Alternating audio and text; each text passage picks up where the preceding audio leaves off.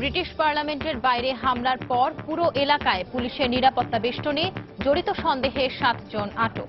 কঠোর ব্যবস্থার হুঁশিয়ারি থেরেসা মের।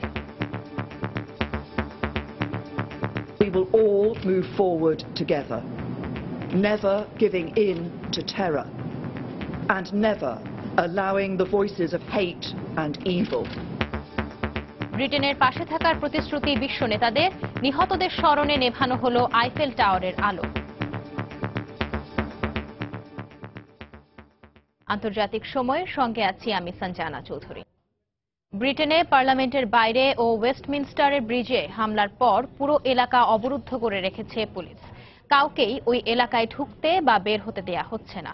জড়িত সন্দেহে বিভিন্ন জায়গায় অভিযান চালিয়ে 7 জনকে আটক করেছে নিরাপত্তা বাহিনী। বুধবারের ওই হামলায় এক পুলিশ কর্মকর্তা ও হামলাকারী সহ 5 জন নিহত হয়েছে। আহত হয়েছে আর অন্তত 40 জন।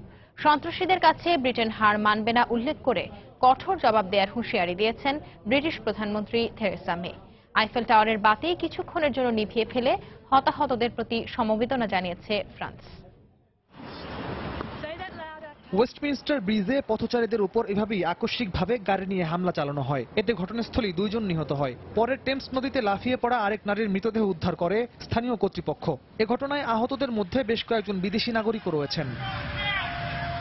পথচারীদের উপর দিয়ে নৃশংসভাবে গাড়ি চালিয়ে যাওয়ার পর অজ্ঞাত পরিচয়ের ওই গাড়ি চালক ব্রিটিশ পার্লামেন্টের বাইরে এক পুলিশ সদস্যকে ছুরিকাঘাত করে। এ সময় নিরাপত্তা বাহিনীর গুলিতে হামলাকারীর মৃত্যু হয়। পরে আহত পুলিশ সদস্য পিসি কিথ পামারও মারা যান। প্রাণঘাতী এই হামলার বর্ণনা দিয়েছেন প্রত্যক্ষদর্শীরা।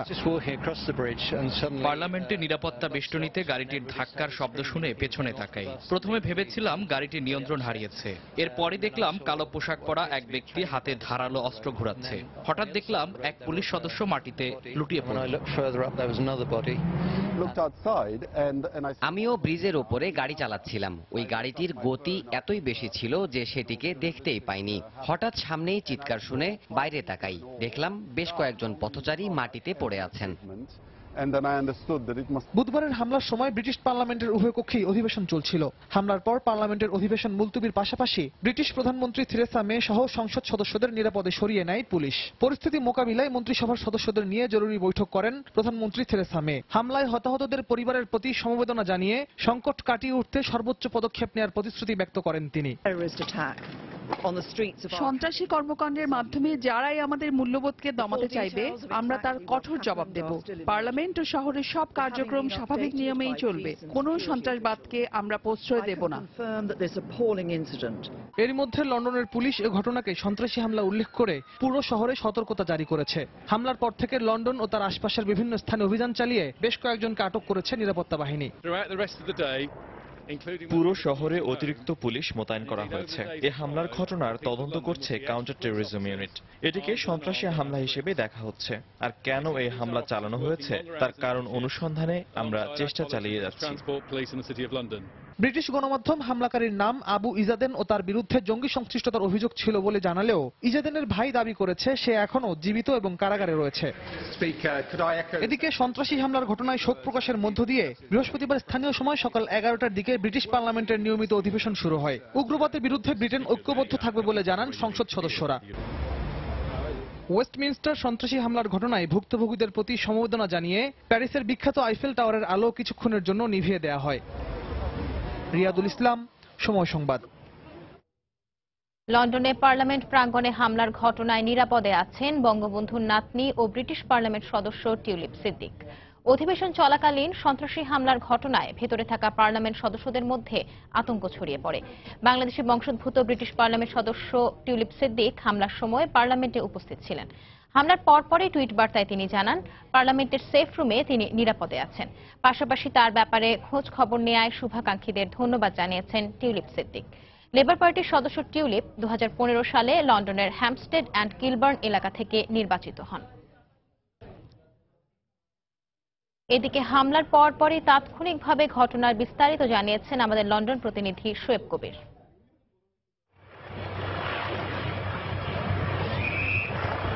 লন্ডনের ব্রিটিশ পার্লামেন্টের সংসদ অধিবেশন চলাকালীন সময়ে বুধবার ঠিক 2:40 সংসদের বাইরে পথচারীদের উপর গাড়ি দিয়ে হামলা চালায় এক ব্যক্তি।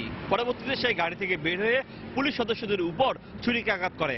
এ সময় কর্তব্যরত নিরাপত্তা রক্ষীরা তাকে গুলিবিদ্ধ করে। প্রত্যক্ষদর্শীরা বলেছেন সেই সময় অন্তত 4টি গুলির শব্দ শোনা গিয়েছে। সংসদ অধিবেশন চলাকালীন সময়ে ব্রিটিশ প্রধানমন্ত্রী থেরেসা মে সংসদ অধিবেশনের ভিতরে ছিলেন এবং পরবর্তীতে তাকে নিরাপদ স্থানে সরিয়ে ফেলা হয়েছে। এই ঘটনায় স্কটল্যান্ড, ওয়েলস এবং ব্রিটেনের সংসদ অধিবেশন সাময়িকভাবে স্থগিত করা হয়েছে। লন্ডন মেয়র সাদিক খান বলেছেন এটি একটি সন্ত্রাসী হামলা এবং পুরো লন্ডনবাসীকে সতর্ক থাকার জন্য তিনি অনুরোধ করেছেন। ঘটনা পরপরে স্কটল্যান্ড ইয়ার্ড সহ বিশেষ নিরাপত্তা টিম পুরো পার্লামেন্ট এলাকা ঘিরে রেখেছেন এবং স্থানীয়দের এই এলাকাতে না যাওয়ার জন্য অনুরোধ করেছেন। তবে ঘটনা কি কারণে ঘটেছে তার এখনো কোনো বিস্তারিত জানা যায়নি। শোয়েব কবির, সময় সংবাদ, লন্ডন। আন্তর্জাতিক সময় আরো দেখবেন। সিরিয়ার রাক্কায় মার্কিন জোটের বিমান হামলায় অন্তত 33 বেসামরিক নাগরিক নিহত। আরব জাতির সংস্কৃতি ও জাতিসত্তাকে বদলাতে চায় সন্ত্রাসের মদতদাতারা, বললেন আসাদ।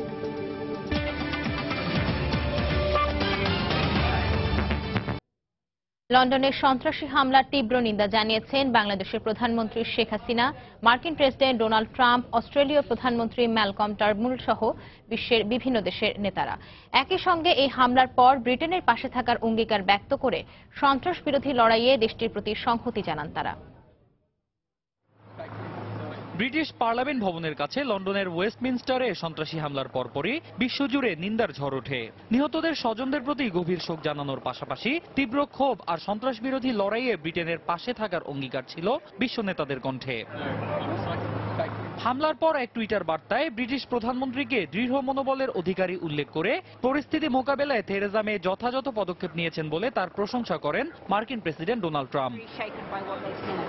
হামলায় নিহতদের স্বজনদের প্রতি গভীর সমবেদনা জানিয়ে সন্ত্রাসের বিরুদ্ধে লড়াইয়ে ব্রিটেনের প্রতি সংহতি প্রকাশ করেছেন জাপানের প্রধানমন্ত্রী শিনজো অ্যাবে। ব্রিটিশ প্রধানমন্ত্রী হামলার পরপরই সন্ত্রাসীর বিরুদ্ধে চূড়ান্ত লড়াইয়ের যে ঘোষণা দিয়েছেন তার প্রতি জাপানের পূর্ণ সমর্থন রয়েছে। ব্রিটেনের সঙ্গে সমন্বয় করে আন্তর্জাতিক সম্প্রদায়কে সঙ্গে নিয়ে সন্ত্রাসীর বিরুদ্ধে এই লড়াইয়ে অংশ নেব আমরা। হামলার ঘটনায় বিস্ময় প্রকাশ করে একে ব্রিটিশ গণতন্ত্রের উপর সরাসরি আঘাত বলে মন্তব্য করেন জার্মান পররাষ্ট্রমন্ত্রী সিগমার গ্যাব্রিয়েল। একই সঙ্গে নিহতদের স্বজনদের প্রতি গভীর সহমর্মিতাও প্রকাশ করেন তিনি। আমি ব্রিটিশ প্রধানমন্ত্রীকে বলতে চাই, আমার মতো পুরো জার্মানিবাসী এই ঘটনায় বিস্মিত ও স্তম্ভিত। আমি বলবো পার্লামেন্টে হামলার বিষয়টি কোনো আকস্মিক ঘটনা নয়, কারণ এই হামলার মধ্য দিয়ে মূলত গণতন্ত্রকেই আঘাত করা হয়েছে। যারা গণতন্ত্রে বিশ্বাসী তাদের সবার মূল্যবোধের বিরুদ্ধেই এই হামলা। এদিকে ব্রিটিশ পার্লামেন্টে ভয়াবহ সন্ত্রাসী হামলার পরপরই নিরাপত্তা জোরদার করা হয়েছে অস্ট্রেলিয়ার বিভিন্ন শহরে। একই সঙ্গে এ হামলার পর অস্ট্রেলিয়ার পার্লামেন্ট ভবনেও নিরাপত্তা আরো বাড়ানোর ঘোষণা দেন দেশটির প্রধানমন্ত্রী ম্যালকম টার্নবুল। ব্রিটিশ পার্লামেন্টের হামলা প্রকারান্তরে বিশ্বের সকল দেশের পার্লামেন্ট, স্বাধীনতা এবং গণতন্ত্রের উপরই হামলা। এ ঘটনায় অস্ট্রেলিয়াবাসীর পক্ষ থেকে আমি গভীর সমবেদনা ও ব্রিটেনের জনগণের প্রতি সংহতি জানাচ্ছি। যে কোনো ধরনের সন্ত্রাসী হামলা মোকাবেলায় আমরা এরই মধ্যে আমাদের পার্লামেন্ট ভবনেও নিরাপত্তা ব্যবস্থা জোরদার করেছি। অস্ট্রেলিয়ার প্রতিটি জনগণের নিরাপত্তা নিশ্চিত করতে আমরা সবাই কঠোর পরিশ্রম করে যাচ্ছি। এছাড়াও লন্ডনে সন্ত্রাসী হামলার ঘটনায় তীব্র ক্ষোভ ও নিন্দা জানিয়েছে চীন, ইসরায়েল, পোল্যান্ড সহ বিশ্বের বিভিন্ন দেশের সরকার ও রাষ্ট্রপ্রধানরা। অন্যয় কর্মকার, সময় সংবাদ। এর আগেও লন্ডনে আরো অন্তত 4টি সন্ত্রাসী হামলার ঘটনা ঘটে। আবারও একই শহরে হামলার ঘটনায় আতঙ্কিত শহরের বাসিন্দারা। এ পর্যায়ে আমরা জানব আগের সন্ত্রাসী হামলাগুলোর সংক্ষিপ্ত বিবরণ। 2015 সালের 5 ডিসেম্বর লন্ডনের পাতাল রেল স্টেশনে এক ব্যক্তি ছুরি নিয়ে হামলা চালালে 3 জন আহত হয়। হামলার সময় তাকে চিৎকার করে বলতে শোনা যায় এটি সিরিয়ার জন্য। সিরিয়ায় আইএস বিরোধী হামলায় ব্রিটেনের যোগদানের সিদ্ধান্ত পার্লামেন্টে অনুমোদনের পর এই হামলা চালানো হয়। পুলিশ ঘটনা তদন্তের পর একে সন্ত্রাসী হামলা বলে জানায়। 2013 সালের 22 মে লন্ডনের দক্ষিণ পূর্বাঞ্চলের উইলউইচে প্রকাশ্যে সন্ত্রাসী হামলার ঘটনা ঘটে। সেনা ব্যারাকের কাছে ইসলামী স্লোগান দিতে দিতে 2 জঙ্গি লি রিগবি নামের এক ব্রিটিশ সৈনিকের উপর ঝাঁপিয়ে পড়ে। তাদের ছুরিকাঘাতে নিহত হয় ওই সৈনিক। পরে পুলিশের গুলিতে আহত হয় ওই 2 ব্যক্তি। পুলিশ তাদের আটক করে। 2005 সালের 7 জুলাই লন্ডনের কিংস ক্রস স্টেশনের কাছে টাভিস্টিক স্কোয়ারে রক্তক্ষয়ী হামলার ঘটনা ঘটে। এই হামলাকে ব্রিটেনের স্মরণকালের সবচেয়ে ভয়াবহ সন্ত্রাসী হামলা হিসেবে গণ্য করা হয়। একই সঙ্গে পাতাল রেলের 3টি স্টেশন ও একটি দোতলা বাসে আত্মঘাতী বোমা হামলা চালানো চালানো হয়। এতে 52 জন নিহত ও 700-রও বেশি মানুষ আহত হন। এসব হামলা চালায় ব্রিটেনে বেড়ে ওঠা 4 মুসলিম তরুণ, যাদের সঙ্গে আল কায়েদার যোগাযোগ ছিল বলে জানায় পুলিশ। এরপর ব্রিটেন জুড়ে সন্ত্রাসী তৎপরতা দমনে নজরদারি ও পুলিশি অভিযান জোরদার করা হয়। 2001 সালের অগস্ট মাসে গাড়িবোমা হামলায় 7 জন আহত হয়। মধ্যরাতে ইলিং ব্রডওয়েতে এই সন্ত্রাসী হামলা চালানো হয়। এই ঘটনায় জড়িত সন্দেহে 4 জনকে গ্রেফতার করে পুলিশ। বেলজিয়ামের ব্রাসেলসে 3 জায়গায় একযোগে সন্ত্রাসী হামলার ঘটনায় 1 বছর পূর্ণ হওয়ার দিন বুধবার লন্ডনে আবারও ব্রিটিশ পার্লামেন্টের বাইরে সন্ত্রাসী হামলার ঘটনা ঘটল। আফরিন জেরিন, সময় সংবাদ। যুক্তরাষ্ট্রের উইসকনসিন অঙ্গরাজ্যে গোলাগুলির ঘটনায় এক পুলিশ কর্মকর্তা সহ 4 জন নিহত হয়েছে। বুধবার রাজ্যের রথশিল্ডে এ ঘটনা ঘটে। মূল হোতা সন্দেহে ঘটনাস্থল থেকে একজনকে গ্রেফতার করেছে পুলিশ।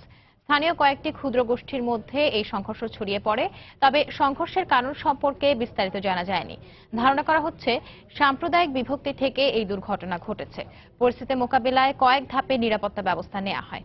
বন্ধ করে দেওয়া হয় শিক্ষা প্রতিষ্ঠান। বর্তমানে পরিস্থিতি পুরোপুরি স্বাভাবিক ও পুলিশের নিয়ন্ত্রণে রয়েছে বলে জানিয়েছে কর্তৃপক্ষ।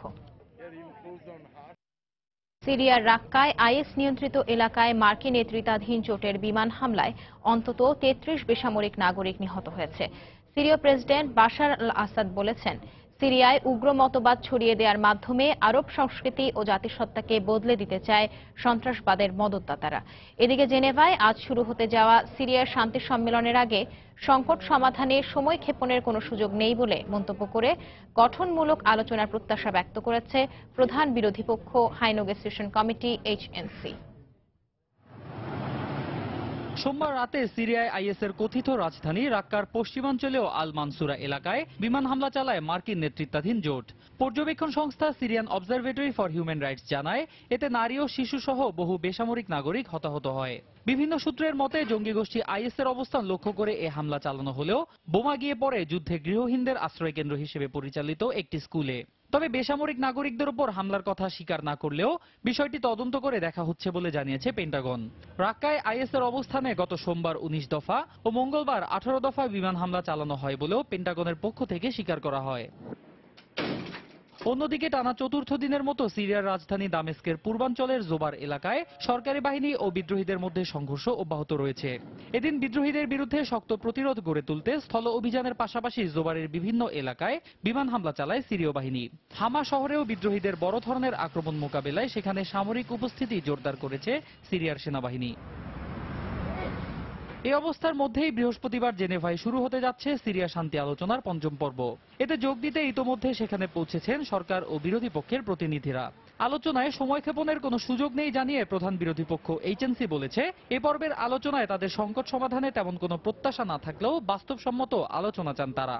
রাজনৈতিক সংস্কার ছাড়া সিরিয়া সংকট সমাধানের আর কোনো পথ নেই বলেও জানান বিরোধী পক্ষের প্রতিনিধিরা। সিরিয়ার বর্তমান পরিস্থিতিতে এ পর্বের আলোচনা খুবই গুরুত্বপূর্ণ হলেও এর সফলতার বিষয়ে আমরা তেমন একটা আশাবাদী না। সিরিয়ায় সাধারণ মানুষের উপর সরকার ও রুশ বাহিনীর আগ্রাসন বন্ধ না হওয়া পর্যন্ত আমরা আসলে আলোচনা সফল হওয়ার ব্যাপারে আশাবাদী হতে পারছি না।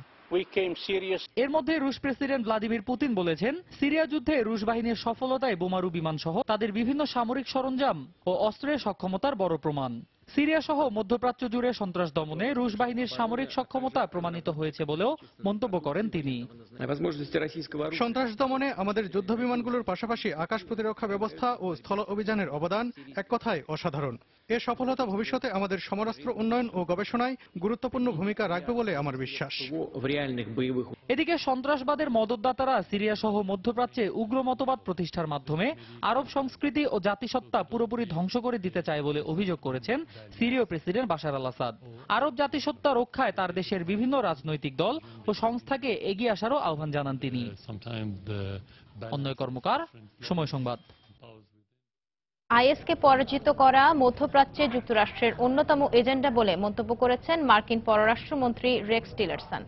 আইএসকে পরাজিত করতে ভবিষ্যৎ কর্মকৌশল নির্ধারণে বুধবার ওয়াশিংটনে 68টি দেশের পররাষ্ট্রমন্ত্রী ও প্রতিনিধিদের সম্মেলনে একথা জানান মার্কিন পররাষ্ট্রমন্ত্রী। আইএসকে দুর্বল করা নয়, বরং পুরোপুরি নির্মূল করাই মার্কিন জোটের লক্ষ্য বলে উল্লেখ করেন টিলারসন। ইরাক ও সিরিয়া থেকে উদ্বাস্তু হয়ে বিভিন্ন দেশে শরণার্থী হওয়া মানুষকে নিজ দেশে ফিরিয়ে নেওয়া এবং বসবাসের জন্য নিরাপদ এলাকা গড়ে তুলতে মার্কিন জোট কাজ করবে বলে জানানো হয়। এ লক্ষ্যে ইরাকি প্রধানমন্ত্রী হায়দার আল আবাদির সঙ্গে আলাদা বৈঠক করেন টিলারসন। সম্মেলনে দেয়া বক্তব্যে ইরাকি প্রধানমন্ত্রী বলেন, আইএসের বিভৎসতার কারণে সৃষ্ট মানব সংকট মোকাবেলায় আরও অর্থ সাহায্য প্রয়োজন। ডোনাল্ড ট্রাম্প মার্কিন প্রেসিডেন্টের দায়িত্ব নেওয়ার পর এই সম্মেলন উপলক্ষেই প্রথমবারের মতো বৈঠকে মিলিত হল মধ্যপ্রাচ্যের আইএস বিরোধী লড়াইয়ে মার্কিন জোটের শরিক দেশগুলো। ইরাকের মসুলে আটককৃত কয়েকশো মানুষকে হত্যা করে আইএস গণকবর দিয়েছে বলে জানিয়েছে মানবাধিকার সংস্থা হিউম্যান রাইটস ওয়াচ। প্রত্যক্ষদর্শীদের বরাতে সংস্থাটি জানায়, 2014 সালের জুনে মসুল দখলের পর থেকে 2015 সালের মে কিংবা জুনের মধ্যে জঙ্গি গোষ্ঠীটি বড় ধরনের হত্যাকাণ্ড চালায়। সাধারণ মানুষের সঙ্গে ইরাকি সামরিক বাহিনীর বেশ কিছু সদস্য আইএসের হত্যাযজ্ঞের শিকার হয় বলে জানায় নিউ ইয়র্ক ভিত্তিক এই মানবাধিকার সংস্থাটি। পশ্চিম মসুলে একটি বড় গণকবরে তাদের মরদেহ ফেলা হয় বলে সম্প্রতি আইএস নিয়ন্ত্রিত এলাকা থেকে পালিয়ে আসা সাধারণ মানুষের সঙ্গে কথা বলে নিশ্চিত হয় হিউম্যান রাইটস ওয়াচ। দখলকৃত এলাকাগুলোতে আইএসের পুঁতে রাখা ভূমি মাইন ও গোপন ফাঁদের কারণে বেসামরিক অনেক মানুষ প্রাণ হারিয়েছে বলেও জানায় মসুলের বাসিন্দারা। ফেব্রুয়ারির মাঝামাঝি পশ্চিম মসুলে গণকবরে থাকা এলাকাগুলো থেকে যৌথ বাহিনী আইএসকে হটানোর পর 7ই মার্চ পরিদর্শন করেন মানবাধিকার কর্মীরা। তবে আইএস সেখানে মাইন পুঁতে রাখায় গণকবরের কাছে যাওয়া যায়নি। অধিকৃত পশ্চিম তীরে গত বছর 2630টি অবৈধ স্থাপনা তৈরি করেছে ইসরায়েল, যা আগের বছরের চেয়ে 700টি বেশি। 2016 সালের বসতি স্থাপনের পরিমাণ বিগত 15 বছরের মধ্যে দ্বিতীয় সর্বোচ্চ। 2013 সালে ছিল সর্বোচ্চ 2874টি। বুধবার দেশটির কেন্দ্রীয় পরিসংখ্যান সংস্থা এসব তথ্য প্রকাশ করে। বসতি স্থাপন বিরোধী বেসরকারি সংস্থা পিস জানায়, 2001 সাল থেকে প্রতি বছর গড়ে 1790টি ঘরবাড়ি তৈরি করে আসছে তেল আবিব। পিসের দাবি, পশ্চিম তীরে অবৈধ স্থাপনা নির্মাণ ফিলিস্তিন এবং বিশ্ববাসীর জন্য স্পষ্ট বার্তা যে ইসরায়েল দ্বিরাষ্ট্র নীতিতে আগ্রহী নয়।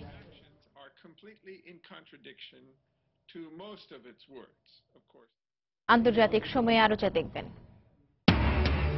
সামাজিক নিরাপত্তা নিশ্চিত, দারিদ্র্য দূর ও নারীর ক্ষমতায়নে উদাহরণ সৃষ্টি করেছে বাংলাদেশ। জাতিসংঘ দপ্তরের সেমিনারে বক্তাদের অভিমত।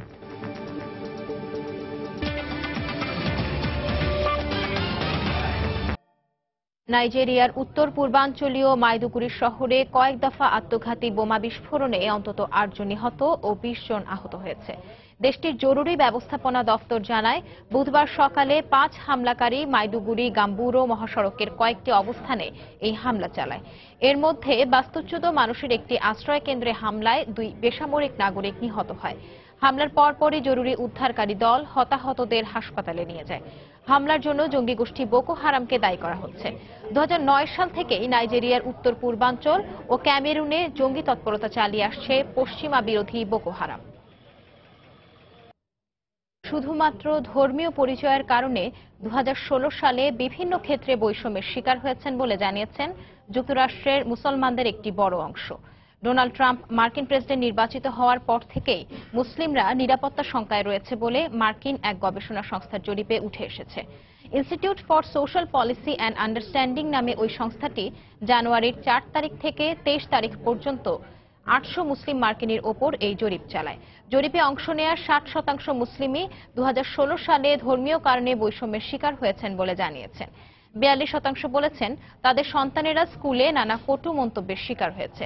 যুক্তরাষ্ট্রে মুসলিম কমিউনিটির নেতারা এসব ঘটনার জন্য মুসলিমদের প্রতি বিভিন্ন সময়ে ট্রাম্পের বিরূপ মন্তব্যকে দায়ী করেছেন।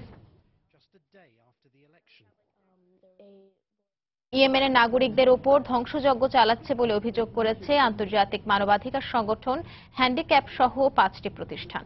বুধবার সংস্থাগুলো এক বিবৃতিতে জানায়, প্রতিদিনই ইয়েমেনি জনগণের ওপর সৌদি আরব নৃশংসভাবে বিমান হামলা চালিয়ে আসছে। গত 2 বছর ধরে চলা এসব হামলায় চরম দুর্ভিক্ষের মুখে পড়েছে ইয়েমেনিরা। বর্তমানে দেশটিতে প্রায় 1,90,00,000 মানুষ খাবার সংকটে ভুগছে। 30 লাখ নারী ও শিশু দুর্ভিক্ষজনিত নানা রকম রোগ ব্যাধিতে আক্রান্ত বলেও জানানো হয়। ইয়েমেনের ঘরবাড়ি, রাস্তাঘাট সহ সব ধরনের অবকাঠামো ধ্বংস হয়ে গেছে বলে বিবৃতিতে উল্লেখ করা হয়। যুদ্ধ বন্ধে বিশ্ব সম্প্রদায়কে প্রয়োজনীয় পদক্ষেপ নেওয়ার আহ্বান জানিয়েছে সংগঠনগুলো। চলে যাচ্ছে পরের খবরে। গৃহযুদ্ধের নৃশংসতা তদন্তে ব্যর্থ হওয়ায় শ্রীলঙ্কার তীব্র সমালোচনা করেছে জাতিসংঘ। আত্মস্বীকৃত নির্যাতনকারী সেনাদের বিচারের মুখোমুখি করতে সরকার ভয় পায় বলেও জাতিসংঘ মানবাধিকার কাউন্সিলের হাই কমিশনার জিয়াদ আল হুসাইন দাবি করেন। এর আগে লঙ্কান সেনাদের বিরুদ্ধে গণহত্যার অভিযোগ এনেছিল জাতিসংঘ। সংস্থাটির অভিযোগ, 2009 সালে 26 বছরের গৃহযুদ্ধের শেষ মুহূর্তে তামিল টাইগারদের ওপর ব্যাপক দমনপীড়ন চালানো হয়। এছাড়াও হাজার হাজার সাধারণ নাগরিককে হাসপাতালে ঢুকে হত্যা করে সেনাবাহিনী।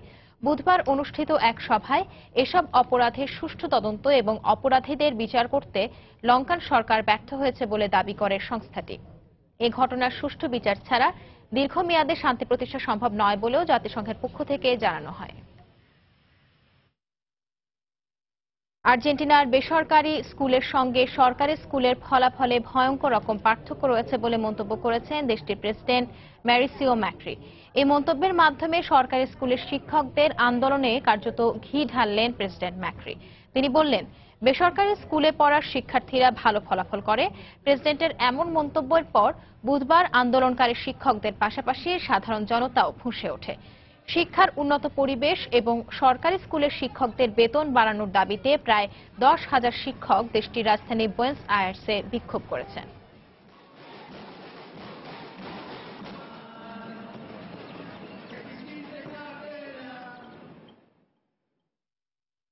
ভেনেজুয়েলার জীবন রক্ষাকারী ওষুধের সহজলভ্যতা ও দাম কমানোর দাবিতে বিক্ষোভ করেছে শত শত মানুষ। বুধবার এই বিক্ষোভে অংশ নেওয়া সবাই দীর্ঘদিন ধরে নানা রোগে আক্রান্ত। দেশটির সবচেয়ে বড় ফার্মাসিউটিক্যাল সংগঠনের এক মুখপাত্র জানান, বাজারে 85% বেশি ওষুধই নেই। দেশটিতে এই মুহূর্তে ওষুধের চরম সংকট চলছে। এর জন্য সরকারকে দোষারোপ করেন বিক্ষোভকারীরা। এ সময় জীবন বাঁচাতে প্রয়োজনীয় ওষুধ প্রদানের জন্য সরকারের প্রতি আহ্বান জানান তারা। এদিকে ঔষধ সংকটের জন্য বিরোধী দলকে দায়ী করেন দেশটির প্রেসিডেন্ট নিকোলাস মাদুরো। একই সঙ্গে বাজারে প্রয়োজনীয় ওষুধের যোগান দিতে বড় ধরনের বিনিয়োগ করা হয়েছে বলেও জানান তিনি।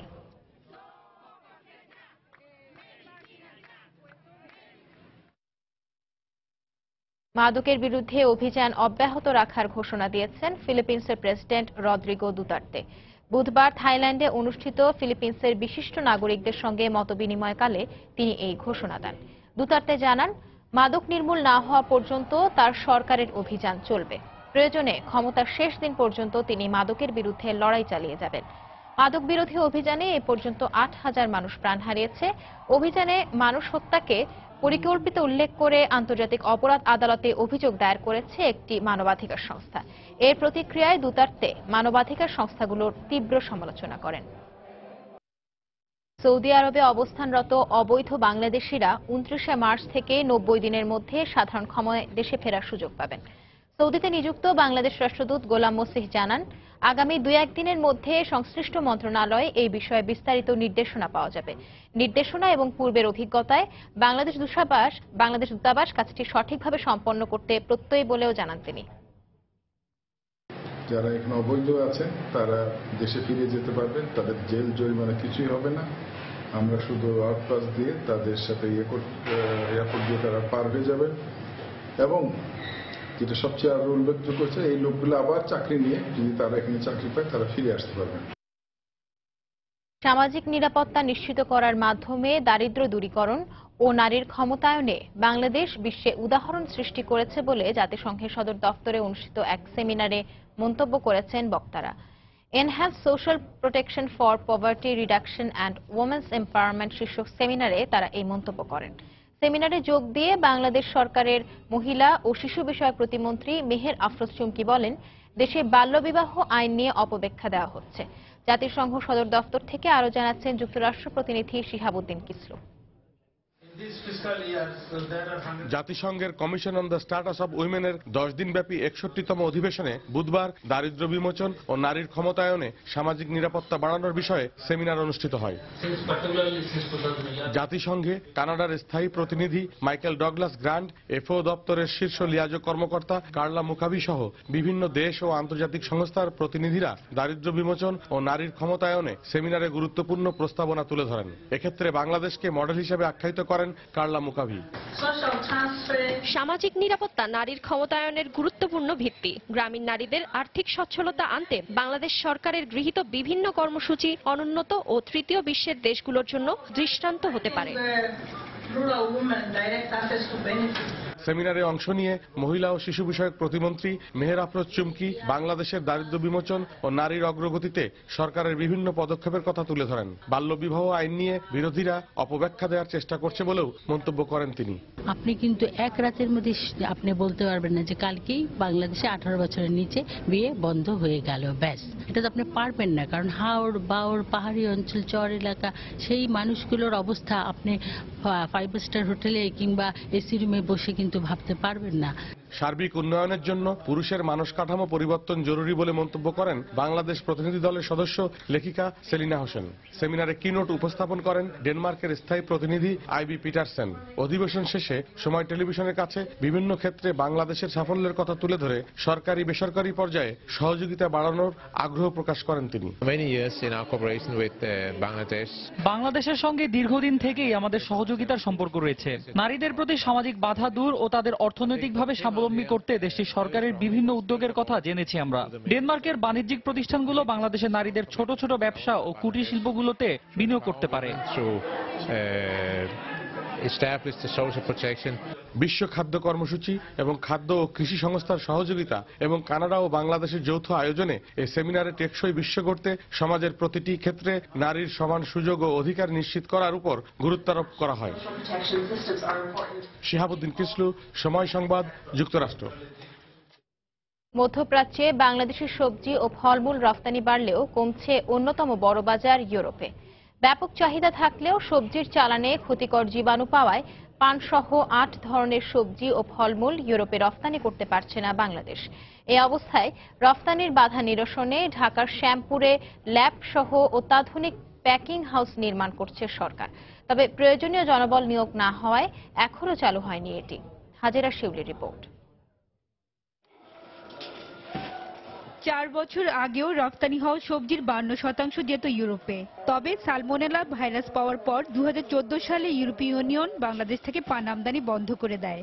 এরপর সবজির চালানে ক্ষতিকর জীবাণু ও পোকামাকড় পেয়ে 8 ধরনের সবজি ও ফলমূল রপ্তানি বন্ধের হুঁশিয়ারি দেয় ইউরোপ। এই অবস্থায় স্থায়ী নিষেধাজ্ঞা এড়াতে এসব সবজি রপ্তানিতে সাময়িক নিষেধাজ্ঞা আরোপ করে সরকার। প্রিকোলিং করে যে এক্সপোর্ট করব এটার জন্য এখনো পর্যন্ত আমাদের কোনো সুযোগ সুবিধা গভর্নমেন্টের পক্ষ থেকে নাই। শাকসবজির ইন্টারন্যাশনাল স্ট্যান্ডার্ড করার মতো আমাদের যে সাপোর্ট বাংলাদেশে থাকার কথা এই সাপোর্টগুলো কিন্তু এখনো নাই। বর্তমানে রপ্তানিকারকরা সহযোগে সবজি প্যাকিং ও গ্রেডিং করলেও তা মানসম্মত নয়। তাই রপ্তানি হওয়া সবজির গুণগত মান নিশ্চিতে 152 কোটি টাকা ব্যয়ে কেন্দ্রীয় প্যাকিং হাউস নির্মাণ করেছে সরকার। নীতিমালা আর জনবলের কারণে আমরা এখনো শুরু করতে পারছি না। আশা করা যাচ্ছে যে 30 জুন 2017-এর ভিতরে এটা মানে ফুল ফেজের কাজে আসবে। কৃষি বিভাগের তত্ত্বাবধানে রোগমুক্ত ও নিরাপদ সবজি উৎপাদনে 10টি জেলার 21টি স্থানে চুক্তিভিত্তিক চাষাবাদ করা হলেও বেশ কিছু দুর্বলতার কারণে পুরো সফলতা মিলছে না। কিছু আইটেমস ইউরোপিয়ান ইউনিয়ন বলতেছে এগুলা ক্রিটিক্যাল আইটেমস, এগুলা তোমরা খুব ভালো করে তত্ত্বাবধান করে দিও। নরসিংদীটাকে export processing job for agriculture products আমরা এগুলা এইখানে করতে চাইতেছি যদি সরকার সহযোগিতা করে। 2014-15 অর্থ বছরে মোট 1156 কোটি টাকার সবজি ও ফলমূল রপ্তানি হলেও গেল অর্থ বছরে কমে 992 কোটি টাকা দাঁড়ায়। মধ্যপ্রাচ্য, এশিয়া ও ইউরোপের প্রবাসী বাঙালিরাই বর্তমানে বাংলাদেশি সবজির বড় ক্রেতা। রপ্তানিকারকদের মতে এসব দেশের স্থানীয় নাগরিকদের ক্রেতা বাড়ানো গেলে রপ্তানি বাড়ত কয়েক গুণ। এজন্য পোকামাকড়, জীবাণুমুক্ত ও স্বাস্থ্যকর সবজি উৎপাদন নিশ্চিত করতে প্রয়োজন কার্যকর সমন্বিত উদ্যোগ। হাজেরা শিউলি, সময় সংবাদ, ঢাকা। ইউক্রেনের উত্তর পূর্বাঞ্চলীয় খার্কিভ শহরের একটি অস্ত্র গুদামে ভয়াবহ অগ্নিকাণ্ড হয়েছে। বৃহস্পতিবার সকালে রাশিয়ার সীমান্তের কাছাকাছি ইউক্রেনের দ্বিতীয় বৃহত্তম এই শহরটির অস্ত্র গুদামে আগুন লাগে। গণমাধ্যমে প্রকাশিত ছবিতে দূর থেকে ভয়াবহ আগুন ও ধোঁয়া অনেক উপরে উঠতে দেখা গেছে। এ ঘটনায় কোনো হতাহতের খবর পাওয়া যায়নি। ঘটনার পর আশেপাশের এলাকা থেকে লোকজনকে সরিয়ে নেওয়া হয়েছে। আগুন লাগার কারণ নিশ্চিত করে জানা না গেলেও ইউক্রেন সরকার বিচ্ছিন্নতাবাদীদের দায়ী করছেন। পেরুর লিমায় ভূমিধসের ঘটনায় অলৌকিকভাবে বেঁচে যাওয়া নারী ইভাঞ্জেলিনা বর্তমানে সুস্থ আছেন। গেল সপ্তাহে ভয়াবহ বন্যার কারণে ভূমিধসের ঘটনা ঘটলে তিনি একাই সেখান থেকে উঠে আসতে সক্ষম হন। পরে তাকে আহত অবস্থায় হাসপাতালে নেওয়া হয়। ইভাঞ্জেলিনা এখন সুস্থ আছেন বলে জানিয়েছেন হাসপাতাল কর্তৃপক্ষ। এদিকে পেরুর চলমান বন্যা পরিস্থিতির আরও অবনতি হয়েছে। বেশ কয়েকটি এলাকায় সতর্কতা বলবৎ রয়েছে। গৃহহীন অনেক মানুষ খাবার সংকটের কারণে অনাহারে দিন কাটাচ্ছেন।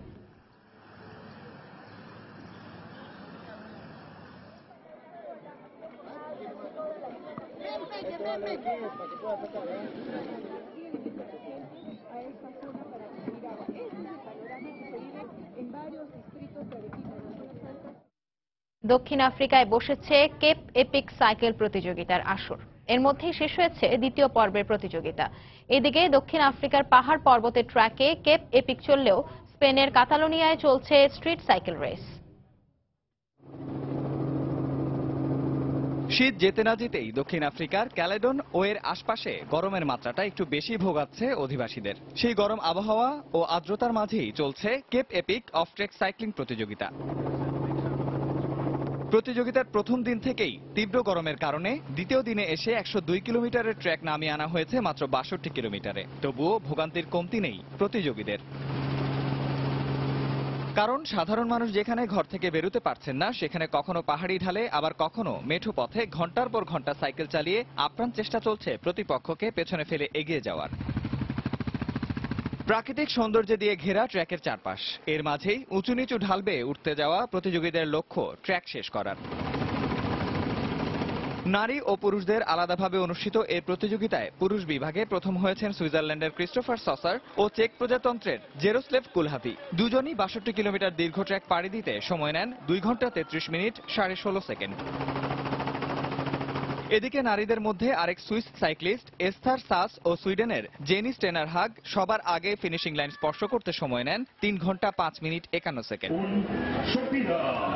দক্ষিণ আফ্রিকার ক্যালেডনে যেখানে তীব্র গরমের মাঝে পাহাড়ি পথে ব্যস্ত সাইক্লিস্টরা, সেখানে বেশ স্বস্তিকর পরিবেশে সাইক্লিং এর অন্যতম বড় মুভি স্টারের আসর বসেছে স্পেনের কাতালুনিয়ায়।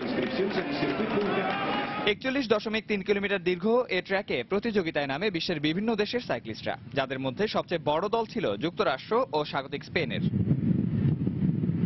সব প্রতিযোগীকে পেছনে ফেলে 5 ঘন্টা 17 মিনিট 16 সেকেন্ড সময় নিয়ে প্রথম স্থান থেকে ট্রায়াল রান শেষ করেন স্পেনের আলেজান্দ্রো ভালভার্দে ও তার দল। নিয়ামতুল্লাহ বাবু, সময় সংবাদ। আন্তর্জাতিক সময়ের শীর্ষ সংবাদগুলো জানিয়ে দিচ্ছি আরো একবার।